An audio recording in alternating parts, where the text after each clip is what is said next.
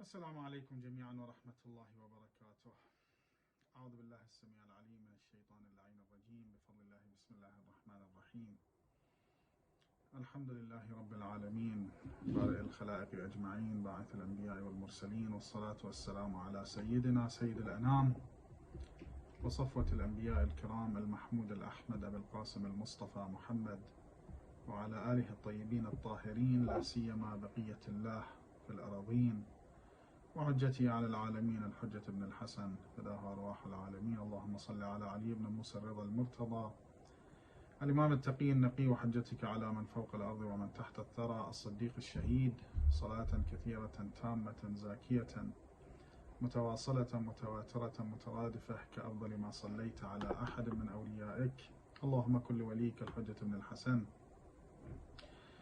صلواتك عليه وعلى آبائه في هذه الساعة وفي كل ساعة وليا وحافظا وقائدا وناصرا ودليلا وعينا حتى تسكنه أرضك طوعا وتمتعه فيها طويلا.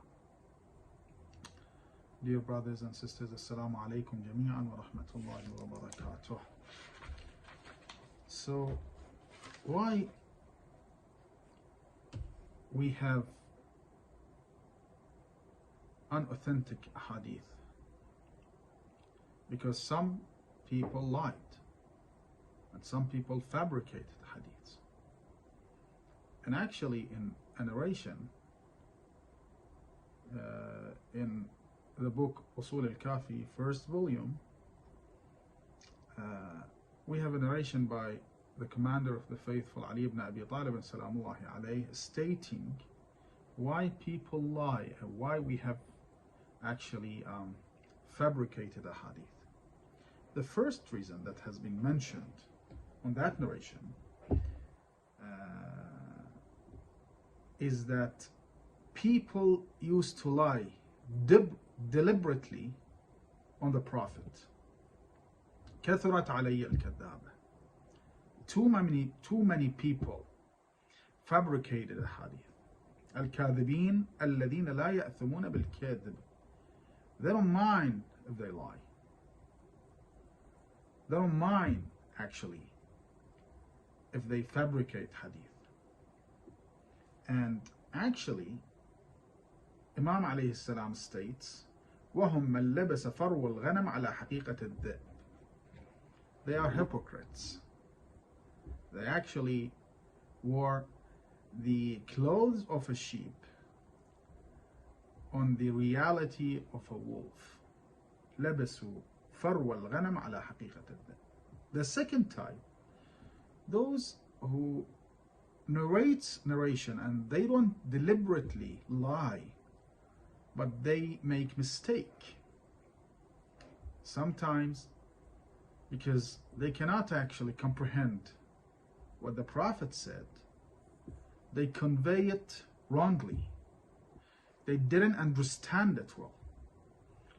And this will be considered actually, it's not a lie because they didn't do it deliberately, but it's not in accordance to the truth, to haqq, to reality. And of course we cannot take those ahadith. The third part are those who listened and heard the Prophet saying something and conveyed it actually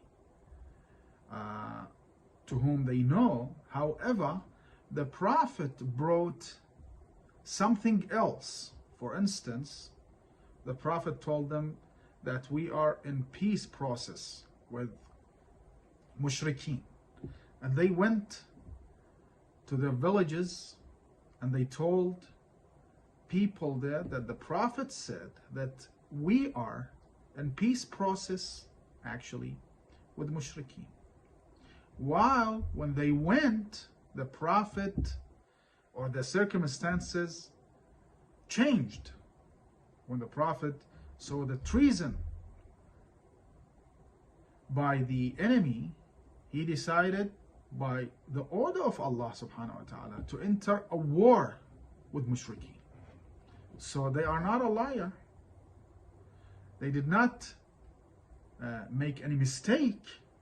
When they heard the Prophet, they understand it very well. However, the circumstances have changed fundamentally from peace to war, because they attacked the city.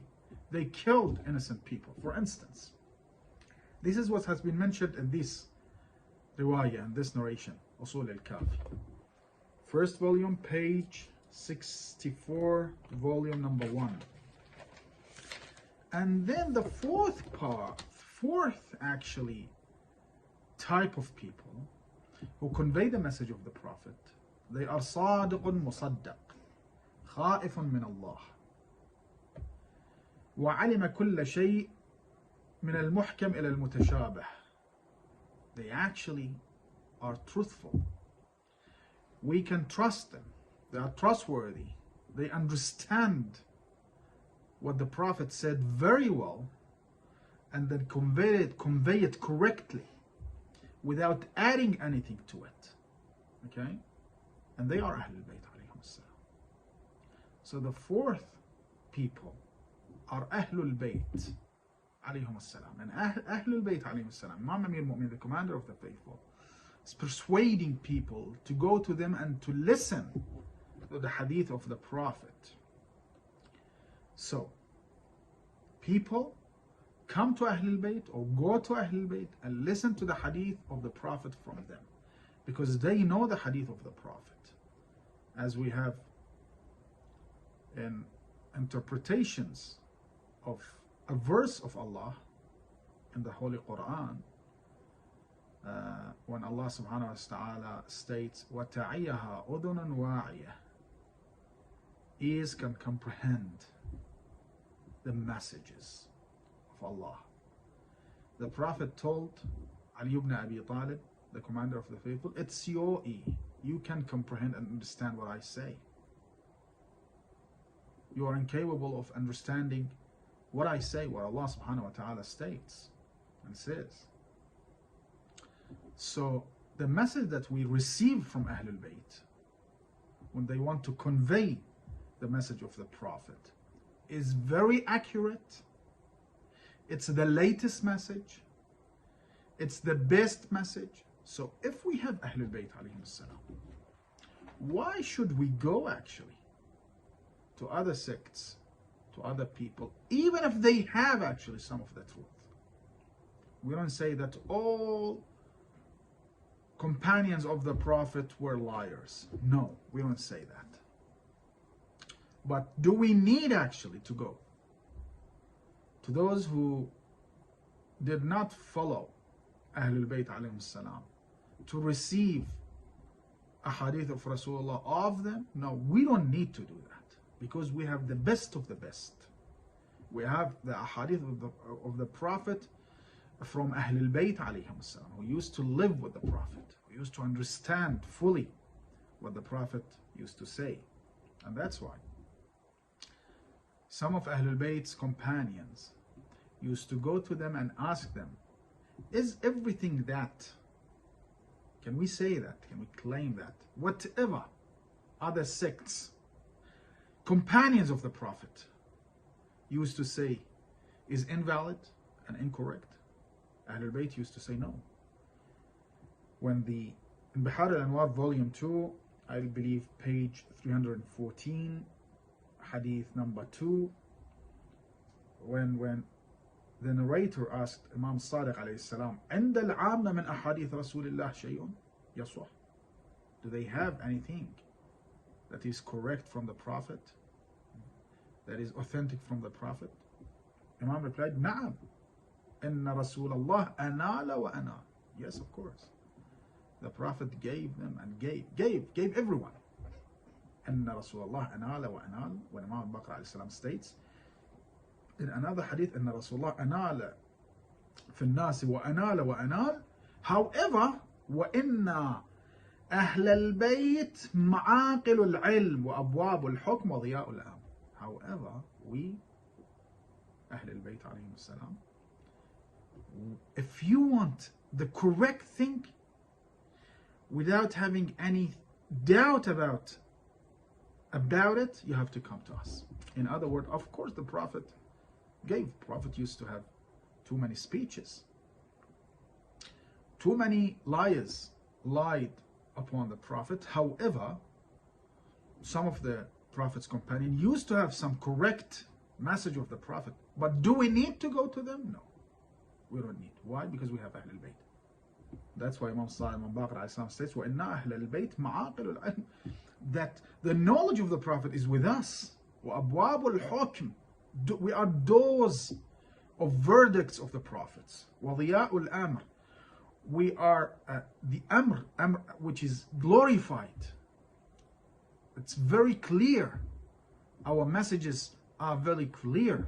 If you want the message of the Prophet, you have to come to us. So in other words, that although Sunnis, let's say, some of the Prophet's companions who used to actually not to be true followers of Ahlul Bayt, some used to have actually some of the Prophet's messages and ahadith, but we don't need to go to them. Why I'm bringing this topic, brothers and sisters? If you can remember, in previous lesson, we said that we have people who lie. We have to be very cautious with them when we want to listen to their ahadith. Because Allah subhanahu wa ta'ala states in the Holy Quran, إِن جَاءَكُمْ فَاسِقٌ بِنَبَإٍ فَتَبَيَّنُوا. If a liar comes to you, comes across with a news, you have to verify his news. You have to test his saying. You cannot just accept it. On the other hand, if someone that we don't know that whether he's a liar or not says something, of course we have to verify it as well. But we are not in deep doubt about what he's saying. Of course we don't know him, but we don't know him as a liar. Okay. If this is the case, should we go to Sunnis and take a hadith of the Prophet of them? For instance, to go to the book called Kanzul Ummal, or Sahih al-Bukhari, or Sahih Muslim, or Sunan al-Dawudi, for instance, and try to find actually authentic ahadith on those books? Of course not. Of course not. Why? Because whatever we need is with Ahlul Bayt. This is the first thing. The second thing, we are not going to the companion of the Prophet to listen from them directly. No. We are going to books that have been actually written by actually some people who used to have strong stance against Ahlul Bayt alayhim salam, such Sahih al-Bukhari, such Muslim, who wrote Sahih Muslim. Okay? So these Sunni scholars used to go to the ahadith and actually wipe out anything that they can find on those ahadith that they talk about Ahlul Bayt or about Haqq. So they wiped out all of those ahadith. And that's why when you go to Sahih al-Bukhari, you see that he actually mentioned Lady Fatima, salamullahi alayha, in a few occasions. And I believe he narrated only a couple of hadith of Fatima al-Zahra. Only 2 hadith, literally, of Fatima al-Zahra, who used to be Sayyidat al-Nisa al-Alameen min al-awwaleen wal-akhirin, a daughter of the Prophet, that the Prophet used to kiss her hand and to tell her that Ummu Abiha, you are the mother of her father. But look how they treated her. Only a couple of hadith of her. That's it. Although Allah subhanahu wa ta'ala stated in the Quran, إِنَّمَا يُرِيدُ اللَّهُ لِيُذْهِبَ عَنْكُمُ الرِّجْسَ أَهْلَ الْبَيْتِ وَيُطَهِّرَكُمْ تَطْهِيرًا. So we don't need to go to their books. Yes, we know that they narrates a hadith from liars. We can verify those hadith. We don't need to do that. Why? Because we have the authentic ahadith from Ahlul Bayt alayhim afdal salat wassalam. Okay. How we can understand whether this hadith is the new topic that we want to discuss with you, brothers and sisters, today. how we can actually distinguish between authentic hadith and non-authentic hadith. And this is very important topic. Very, very important topic. Let me bring an introduction to our today's topic.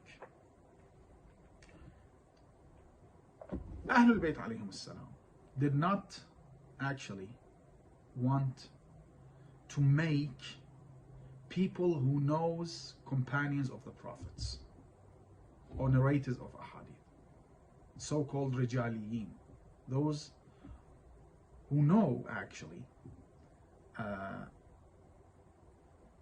which companion of the prophet is truthful and which one is liar. Of course, it's good to know that, but they did not want actually, it wasn't their main aim and main goal actually to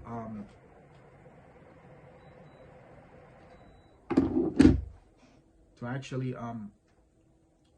make such people. No, they wanted to make scholars, not people who understand and know history of companions of the prophet. No, they wanted actually them to understand and comprehend the religion. This was their main goal and main actually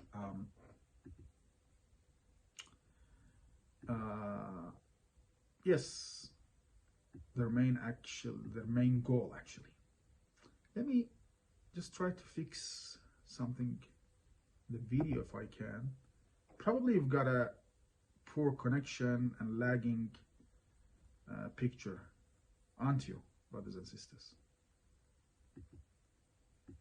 Everything is clear?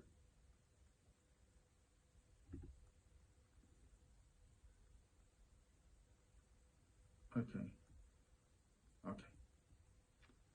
Because the internet today is not very strong here. Okay. So let me try to just change the setting if I can.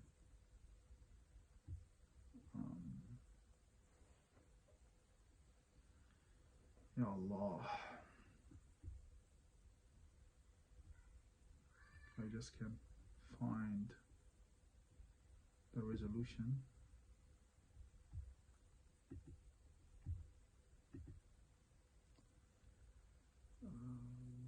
Video setting HD. I don't have any other choice. Anyway, let's go with the let's continue the class. If you have any problem, then you can watch the recording, inshallah, because I'm recording it with my phone as well. So anyway, Ahlul Bayt alayhim salam wanted to make and raise and discipline people to be scholars. To be scholars. Not to be actually people who knows narrators. They wanted them to be able to distinguish between authentic hadith and non-authentic hadith from the hadith itself. And that's why in one very important narration, that's in Bihar al-Anwar, volume 2, page 244, number of hadith is 50. Imam Sadiq told Muhammad ibn Muslim, Ya Muhammad, you know Muhammad ibn Muslim, one of Ahlul Bayt's best companions. يا محمد ما جاءك في رواية من بر أو فاجر يوافق القرآن فخذ به وما جاءك في رواية من بر أو فاجر يخالف القرآن فلا تأخذ به. If you receive any narration, whether it's from good person or evil person, and that hadith is actually, you can find traces in Quran that can actually prove that this hadith is correct and authentic, just take that hadith. And even if someone who you trust tells you a hadith that you can find that there is actually contradictions between this hadith and Holy Quran, just abandon that hadith. In other words, Ahlul Bayt alayhim salam wanted to raise scholars who can understand Quran, who can understand hadith, who can distinguish between authentic hadith and non-authentic hadith, not only by actually using the instrument that whether this sayer of the hadith is a liar or not only simply by relying on that instrument, but also they wanted them to actually be fully capable of understanding the content of hadith or hadiths and content of Holy Book of Allah, Al-Quran Al-Kareem. So then they can actually take that hadith and compare it to the Holy Book of Allah to see whether they are allowed to accept that hadith or not. So they want actually to make scholars, not simply narrators. And that's why Ahlul Bayt alayhim salam states, بالدرايات للأحاديث يعلو المؤمن إلى أعلى درجات الإيمان. If you can actually comprehend Ahlul Bayt's hadith, your status would be high in the eye of Ahlul Bayt alayhim afdal salat wa azka salam.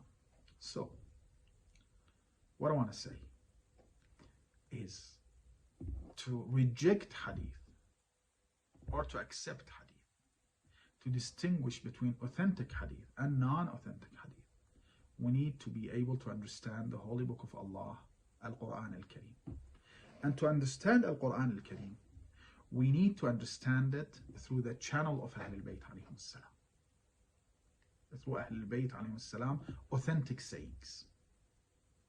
What I mean by that? So we have to be able, to be capable actually to understand and comprehend the Holy Book of Allah, so we can actually distinguish between authentic hadith and non-authentic hadith. Someone might say this is very hard. Yes, it's hard, because Ahlul Bayt wanted actually to make scholars, to create scholars, knowledgeable people, noble people, decent people, not people simply just try to distinguish between who is liar and who is not liar and just follow the person who doesn't lie and abandon the person who lies. No. Why? Because sometimes if they tell this message, try to pass this message through their companions, they will put their companions in dangerous position or situation. And that's why they tell someone who's not trustworthy a message, and they know that he will go and spread it between Ahlul Bayt's followers. And they know that Ahlul Bayt's followers will understand that message. And that person, because he's not with Ahlul Bayt alayhim salam, he just heard that message from Ahlul Bayt, he won't be in dangerous situation, and the government, Abbasi or Umayyad government, won't actually kill that person. So they will be sure that this message would reach their followers. Okay. So what's now? So you can understand why when we go to Usul al-Kafi, when we go to Kitab al-Tahdhib, when we go to books of Shaykh al-Saduq, we can find narrators who used to be actually trusted by Shia, and we can see that they used to narrate some of Ahlul Bayt's narrations. Why? Because it's all about the content, brothers and sisters. Ahlul Bayt say that If you want to understand which hadith is authentic and which hadith is not, you have to be able to understand the holy book of Quran. If you cannot understand it, that's okay. There are scholars and ulama and companions of Ahlul Bayt who can understand it. Go to them and ask them to clarify and verify to you whether this hadith is authentic or not. Okay? This was the introduction. Just look at what Ahlul Bayt alayhim salam states. They say actually, if any hadith comes to you that you can find contradictions between that hadith and the holy book of Allah, Al-Quran Al-Kareem, you have to be sure that we did not say that hadith.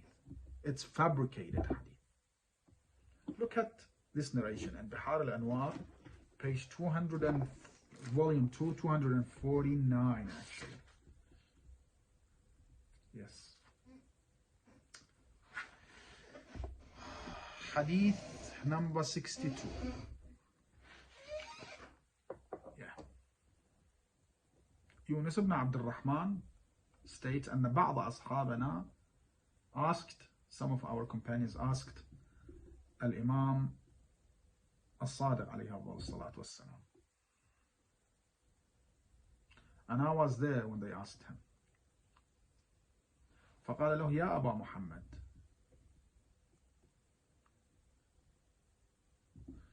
ما أشدك في الحديث وأكثر إنكارك لما يرويه أصحابنا فما الذي يحملك على رد الأحاديث.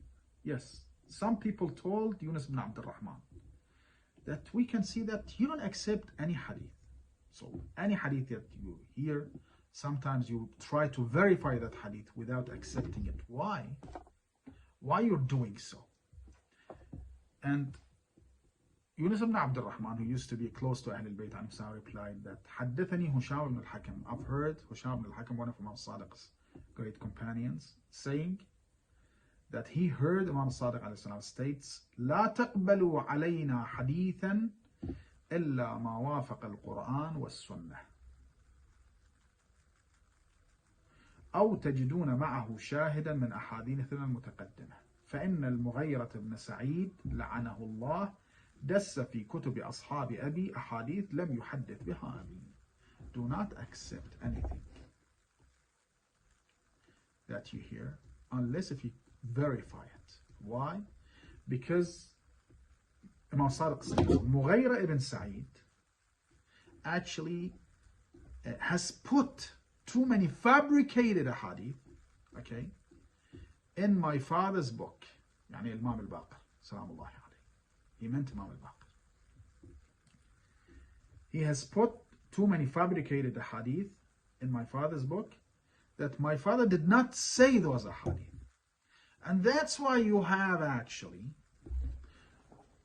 to go and try to verify what you hear and listen of Ahlul Bayt, verified by actually making comparison between that hadith and the Holy Book of Allah, or those ahadith who you know sure that they are ahadith of Ahlul Bayt alayhim salatu wassalam. So somehow you have to see the content of ahadith. Not only you have to see narrators of ahadith. Why? Because look at this book, for instance, which is a very good book, by the way. Pajouhishi dar Tarikh Hadith al-Shia. Okay, sometimes, especially before when they used to write or copy a book by writing it down on papers. Let's say, so he wants to actually write down this part of the book and this part. What a liar might do, between this part and this part, he might add here, with his own writing, some fabricated ahadith. And of course, if someone wants to bring fabricated ahadith in a book, what would he do? He will bring those ahadith and write down names of narrators and write down authentic people, such as Zurara and Muhammad ibn Muslim. He might say that, of course Imam Sadiq won't lie. Of course Zurara won't lie. He might say, yes, I've heard, let's say, or yes, Husham ibn al-Hakam states that I've heard Zurara, Zurara heard Imam Sadiq alayhi salatu wasalam saying that. He write that fabricated hadith in his book. So to be able to distinguish between fabricated hadith and authentic hadith, we have actually to verify the content of the hadith, not narrators of that hadith. It's not enough for us to go to narrators and try to test them whether they are authentic people, trustworthy people or not. We have actually to try, brothers and sisters, to test and verify the content of that hadith.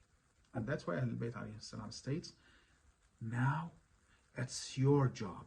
What you have to do, you have to make comparison between the content of that hadith and the content of Quran.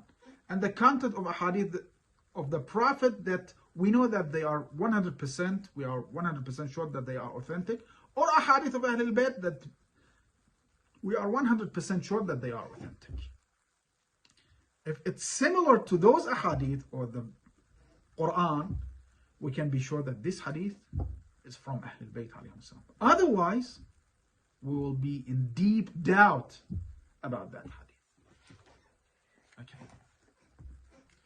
حدثني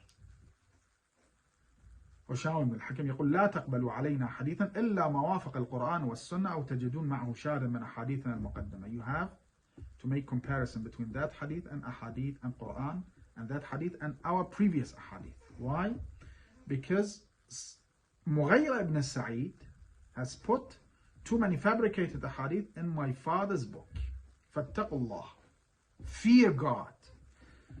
ولا تقبلوا علينا ما خالف قول ربنا, and do not accept upon us anything that contradicts the holy book of Allah. لا تقبلوا علينا ما خالف قول ربنا وسنة نبينا محمد, and authentic hadith of the Prophet. فإنا إذا حدثنا, because if we say something, we will say قال الله عز وجل وقال رسوله. We will say Allah subhanahu wa ta'ala states and the Prophet said. So you have to make comparison between the content of hadith you receive and the content of Quran and our previous hadith, including the Prophet as well. So Imam Sadiq is telling who? He's telling Yunus ibn Abdul Rahman, one of his great companions, to actually work, as he said, to distinguish, to be able to distinguish between authentic hadith and non-authentic hadith. And then, is this our job now, brothers and sisters? No. What I'm talking with you about is what companions did, not what we should do. So companions of Imam Sadiq were told to make comparison between whatever they receive of ahadith al-Imam al-Baqir, not all ahadith, and make comparison between those ahadith and Ahlul Bayt's previous ahadith. Okay? Because something happened during the era of Imam Sadiq. And what was that? That Sa'id, or Mughayra ibn Sa'id, has put in Imam Sadiq's book some fabricated hadith. Not in Imam Amir al-Mu'mineen's book. Not in Imam Zayn al-Abideen's book. Not in Imam al-Hasan's book. No, in Imam al-Baqir's book. So this is very specific, isn't it, brothers and sisters? Are you with me?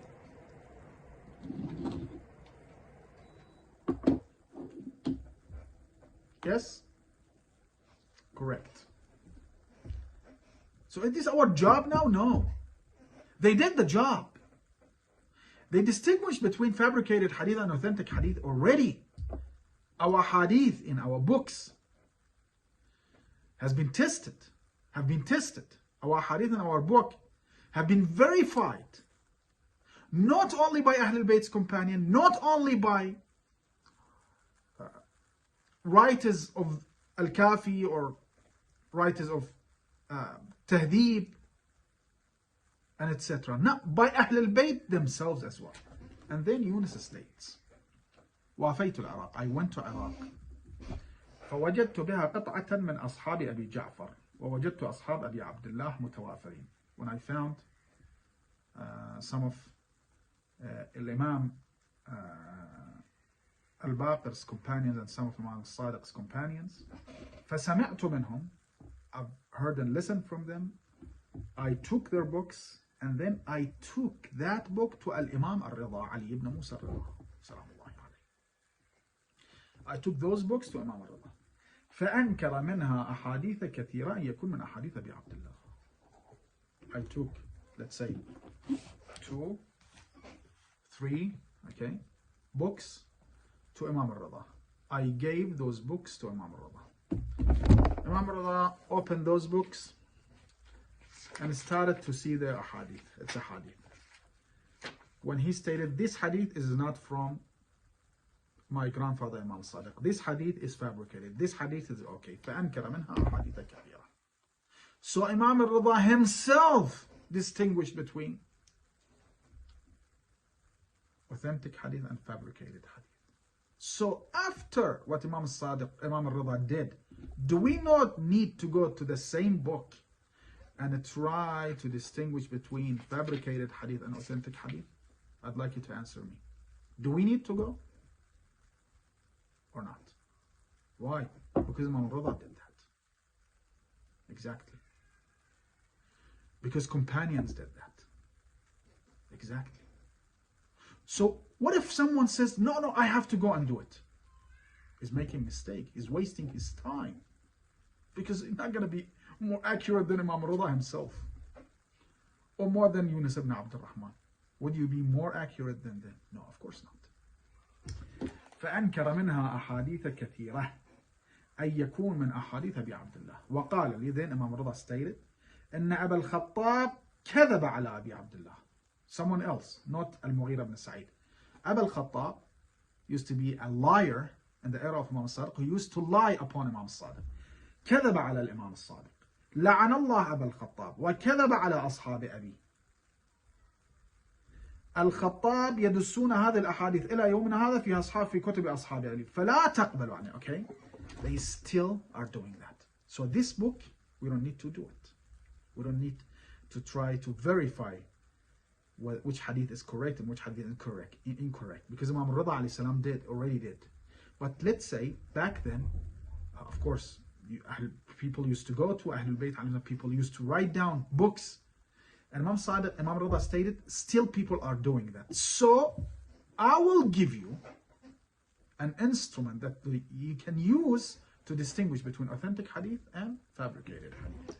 What is that instrument? فلا تقبلوا علينا خلاف القرآن. Do not accept anything people say about us or convey to you from us that contradicts the Holy Book of Allah. فإنا إن تحدثنا حدثنا بموافقة القرآن وموافقة السنة.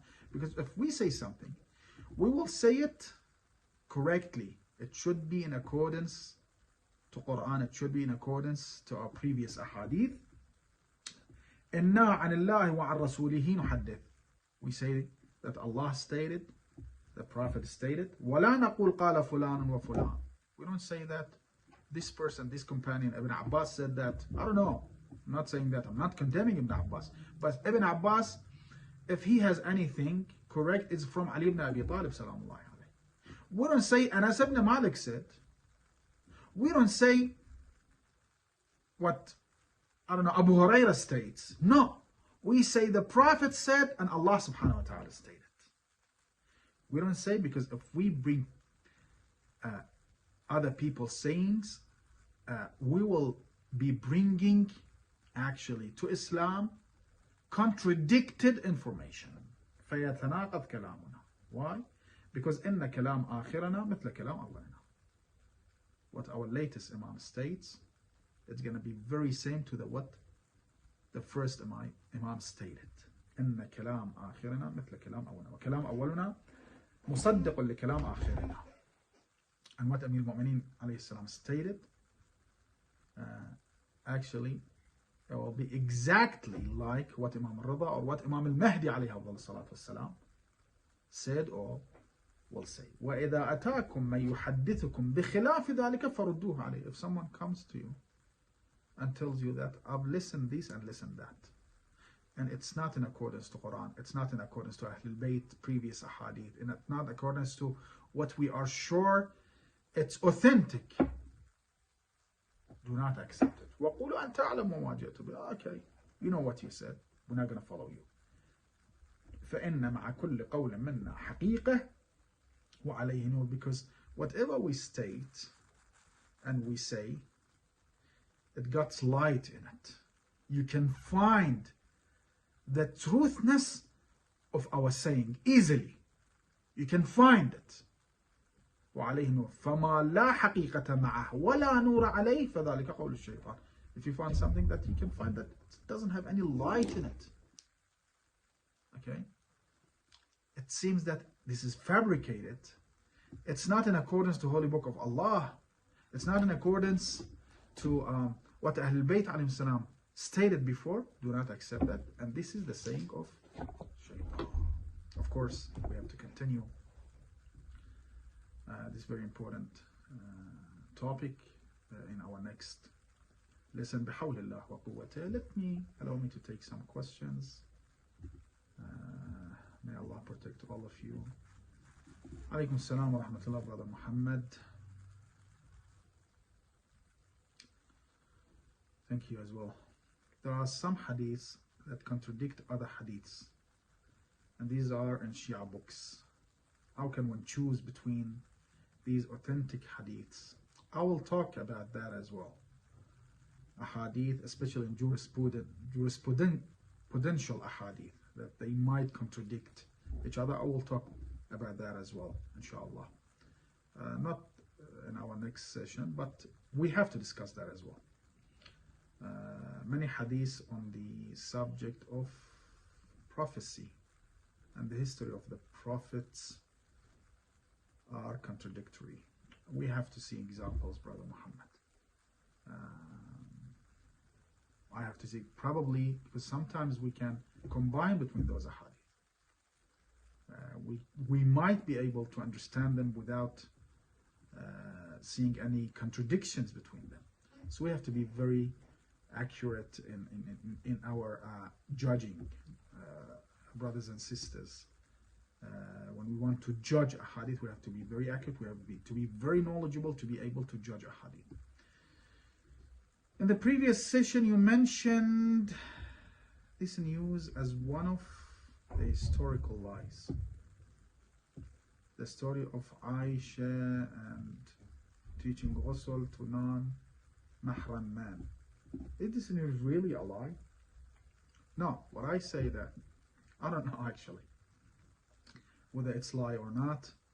What I'm telling to you, the gist of fabricated hadith is something like that. Yeah, we know that Aisha, okay, she didn't, let's assume that she didn't teach that man how to do the ghusl, because they used to say that she put a curtain between herself and that mahram, a very thin curtain, so he can learn how Aisha does the ghusl. And of course, yeah, anyway, I don't know whether this is authentic or not. However, what we know that she went out with men, thousands of them, to fight against Ali ibn Abi Talib. And most of those men, more than 99% of those men, 99.99% of those men used to be now mahram to Aisha. So let's assume a lady or a woman or a female, let's say, yeah, probably the correct vocabulary to describe it, is a female. It travels from Medina or from Mecca to Iraq riding a camel with too many non-mahram people. It's very inappropriate. Very inappropriate. Just imagine how many days they need to eat, they need to do a lot of other things. So that's definitely what Aisha did. She actually did not accept the saying of Allah, وَقَرْنَ فِي بُيُوتِكُمْ, just stay at your homes.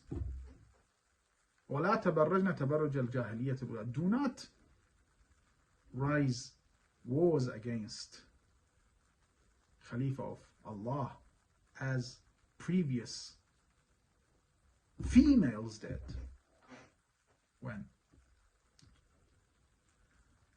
in Bani Israel some females initiated wars against Wasi Musa Yusha. Anyway, so I'm not sure whether it's lie or not. It's in their books, it's not in our books.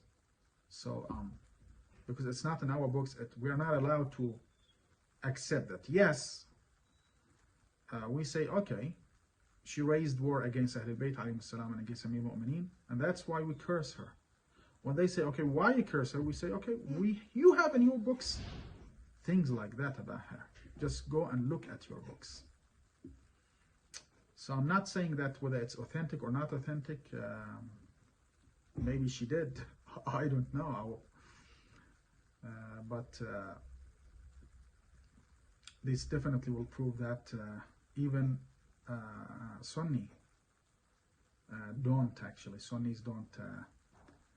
see Aisha as very divine a person.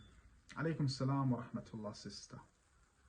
After Imam al-Hujjah went into Ghaybat, have there been fabricated hadith that have entered the books? If yes, have they been identified? I haven't heard that any fabricated book enters our hadith. However, the problem is, lately some scholars, what they are doing, they are bringing hadith from other books, other sects' books actually, and put it in our books. I think this is very inappropriate, very inappropriate. I don't accept that because we need to distinguish between our hadith and their hadith, because their hadith has got too many fabricated hadiths, and that's why we need to distinguish between Shia hadith and non-Shia hadith. Last question. Thank you, brothers or sisters, I don't know, it's an anonymous attendee.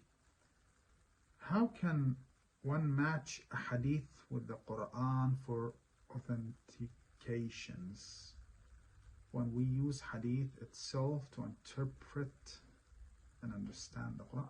I will explain that, inshallah. Yes, this is an important question. I will inshallah discuss that. That's in my mind actually. I will discuss that inshallah in our next sessions. Thank you, brothers and sisters, for your attendance. May Allah protect all of you. May Allah hasten the reappearance of our beloved Imam al-Mahdi alayhi salatu wassalam. هذا والحمد لله رب العالمين وخير الصلاة والسلام على محمد وآله